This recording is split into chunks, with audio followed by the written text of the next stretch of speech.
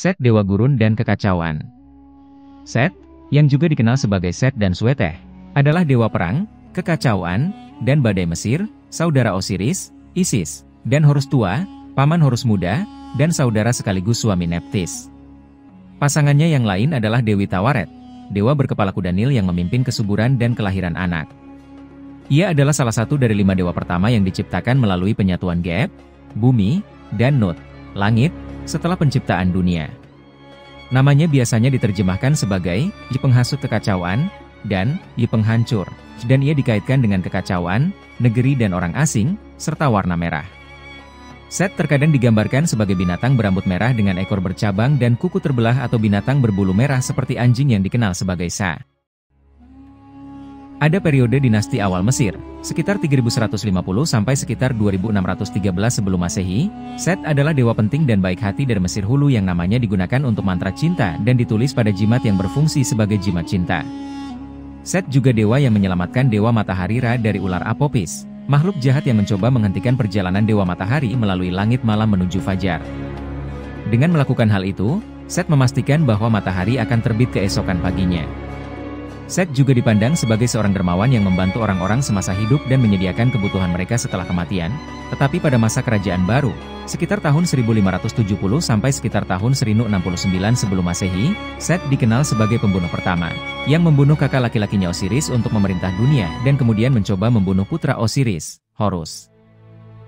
Bagi orang Yunani, ia dikaitkan dengan Typhon, dewa monster yang menantang kekuatan Zeus dan dilemparkan ke Tartarus. Tidak diketahui secara pasti mengapa atribut dan citra Set berubah dari dewa pahlawan menjadi musuh ketertiban dan keadilan.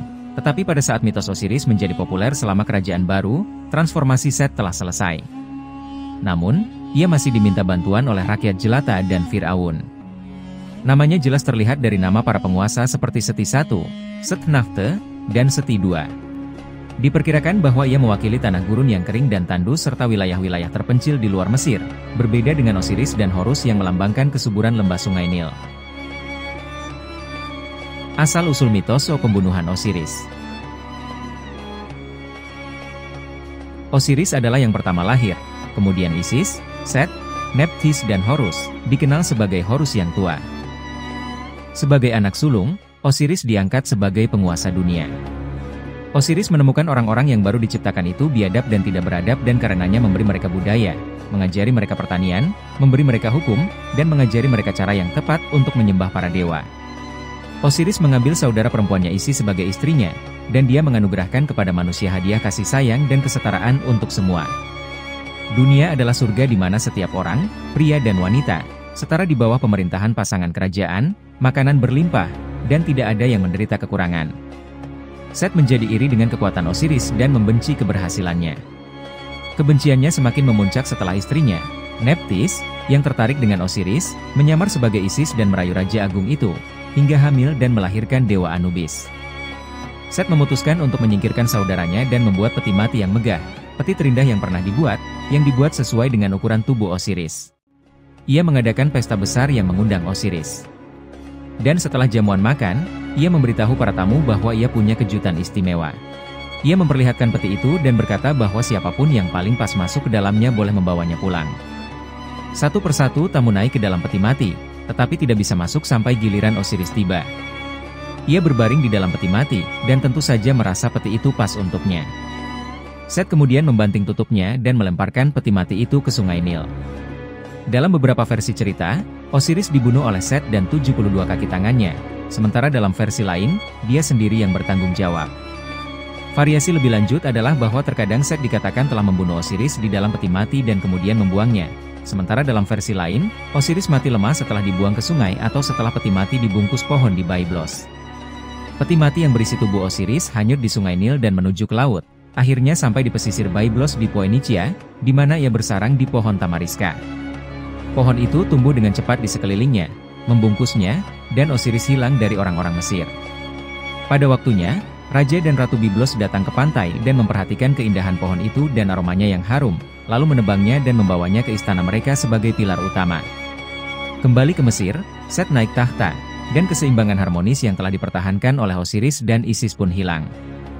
Set adalah raja yang kacau dan tidak terduga yang mendatangkan badai dan kekeringan dan orang-orang saling bermusuhan dalam upaya mereka untuk bertahan hidup. Kelahiran kembali Isis dan Osiris. Isis pergi mencari suaminya yang hilang dan akhirnya tiba di Byblos, di mana ia membuat dirinya disayangi oleh raja dan ratu serta menjadi pengasuh anak-anak mereka yang masih kecil. Seperti biasa, ketika Isis berjalan di antara manusia, ia menyamar sebagai wanita tua dan tidak ada seorang pun di istana yang tahu bahwa mereka sedang berhadapan dengan seorang dewi.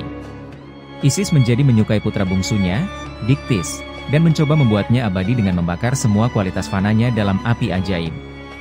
Suatu malam, ketika ratu mengganggu Isis saat ia sedang melakukan pekerjaannya, ia merasa ngeri dan berteriak, mengejutkan Isis yang kemudian melepaskan penyamarannya dan mengungkapkan identitas aslinya. Raja dan ratu ketakutan dan menjanjikan apapun yang ia inginkan jika ia mengampuni mereka. Isis meminta pilar Tamariska, yang dengan cepat mereka berikan kepadanya. Isis membebaskan Osiris dari pohon dan membawanya kembali ke Mesir, di mana ia menyembunyikan tubuhnya di rawa-rawa delta Nil sementara ia pergi mengumpulkan tanaman herbal untuk menghidupkannya kembali. Khawatir Set akan menemukan tubuhnya, ia meminta saudara perempuannya Nephthys untuk berjaga. Sementara itu, Set mendengar bahwa Osiris telah kembali ke Mesir dan pergi mencarinya. Ia menemukan Nephthys dan menipunya agar mengungkapkan di mana tubuhnya disembunyikan. Set kemudian memotong-motong tubuhnya menjadi beberapa bagian dan melemparkan bagian-bagiannya ke seluruh negeri dan ke sungai. Ketika Isis kembali dengan tanaman herbalnya, Nephthys yang menangis menceritakan kepadanya apa yang telah terjadi, dan bersama-sama mereka pergi mencari bagian-bagian tubuh untuk disatukan kembali.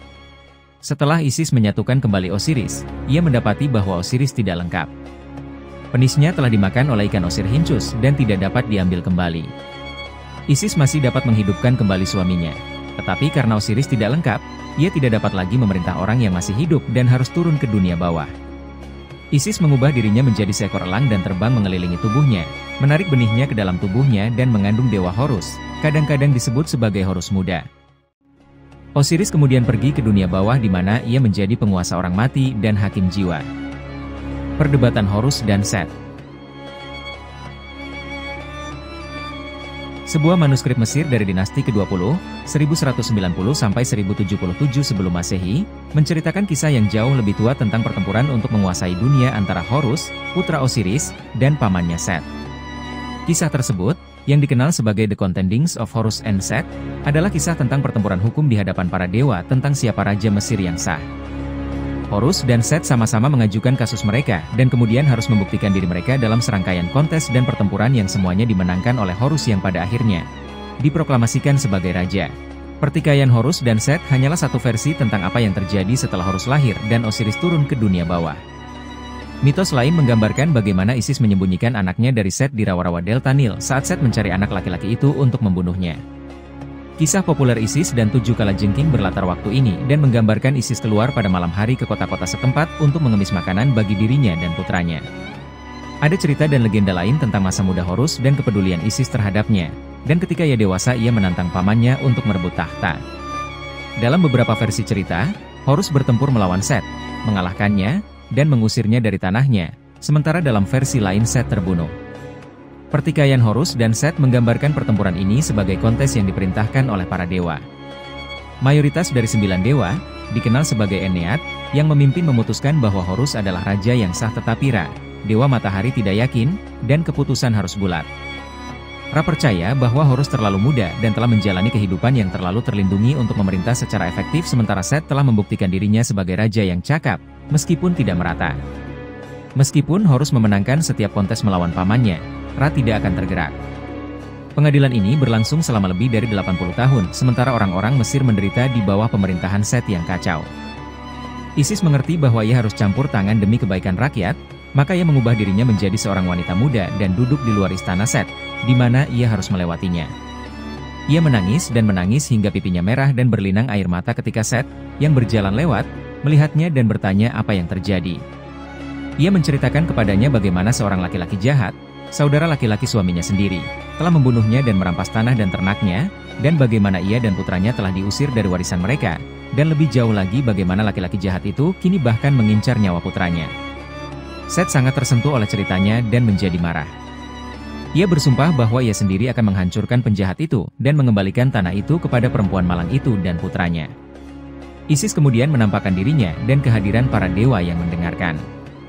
Ra akhirnya yakin bahwa Horus harus memerintah, dan Set diusir dari lembah Nil ke tanah tandus di padang pasir. Horus kemudian menjadi raja dunia dengan Isis sebagai pendampingnya dan memerintah dengan bijaksana seperti ayahnya sebelumnya. Ketertiban dipulihkan di negeri itu, dan kesetaraan rakyat diperbarui. Sungai Nil kembali meluap, dikirim oleh belas kasihan Osiris, dan tanah menjadi subur lagi, dan hasil panen kembali melimpah. Horus mengikuti contoh ayahnya dalam segala hal dan melanjutkan praktik-praktik pemerintahan dan pengelolaan tanah yang akan dijadikan standar dan nilai-nilai oleh raja-raja Mesir yang fana. Dalam versi lain dari The Contendings of Horus and Set, para dewa tidak dapat mencapai kesepakatan dan berkonsultasi dengan Dewi Neith. Neith sangat bijaksana dan sering diminta untuk menengahi pertikaian antara para dewa. Dia menyarankan agar Horus diberi kekuasaan atas Mesir dan Set bebas memerintah wilayah gurun dan tanah asing.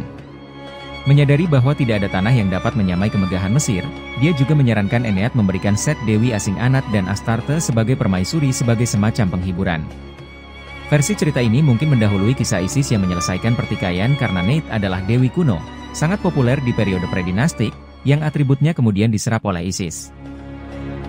Peran Set. Pada masa Ramses II, mitos Osiris sudah dikenal luas dan Set telah berubah dari dewa cinta, pelindung, dan pahlawan menjadi penjahat yang mewakili segala hal yang ditakuti dan dibenci orang Mesir. Kekacauan, ketidakteraturan, pemborosan, kekeringan, kelaparan, kehancuran, dan invasi pengaruh asing. Ia pasti masih memiliki beberapa kaitan yang erat dengan perannya sebelumnya sebagai dewa pelindung sehingga Ramses II mengangkatnya ke tingkat seperti itu. Tetapi pemujaan terhadap Osiris dan Isis sudah begitu meluas pada saat itu sehingga sulit untuk dipahami bagaimana hal itu bisa terjadi. Pemujaan terhadap Set dan Horus telah berkembang sejak zaman Peribsen sehingga, pada masa Ramses II, Horus dikaitkan dengan Mesir Hilir, Utara, dan Set dengan Mesir Hulu, Selatan, dan prasasti penobatan raja menunjukkan Set dan Horus memimpin upacara kerajaan. Namun, seiring berjalannya waktu, Set menjadi sangat identik dengan pembunuh dan perampas kekuasaan yang jahat sehingga ia digantikan dalam prasasti ini oleh Thoth, dewa menulis dan kebijaksanaan. Popularitas Set yang bertahan lama kemungkinan besar disebabkan oleh apresiasi orang Mesir terhadap keseimbangan dan harmoni. Osiris, sebagai dewa kesuburan dan kehidupan, membutuhkan lawan dalam bentuk Set sebagai dewa kehancuran dan kekacauan. Bahkan dalam peran ini, Set dianggap terkadang bermanfaat karena ia secara sukarela menahan pasukan gurun angin kering dan kekeringan dari tanah subur Mesir. Set disembah terutama di pusat pemujaannya di kota Ombos setidaknya sejak periode dinasti awal, tetapi memiliki kuil yang menghormatinya di seluruh negeri. Seperti dewa-dewa lainnya, para pendeta Set merawat patungnya, yang tidak dapat didekati siapapun, di ruang dalam kuil dan juga bertanggung jawab atas ritual harian dan pemeliharaan kompleks kuil. Demikianlah, rangkuman kisah dewa Mesir kuno Set. Terima kasih telah menonton, sampai jumpa di video kisah selanjutnya.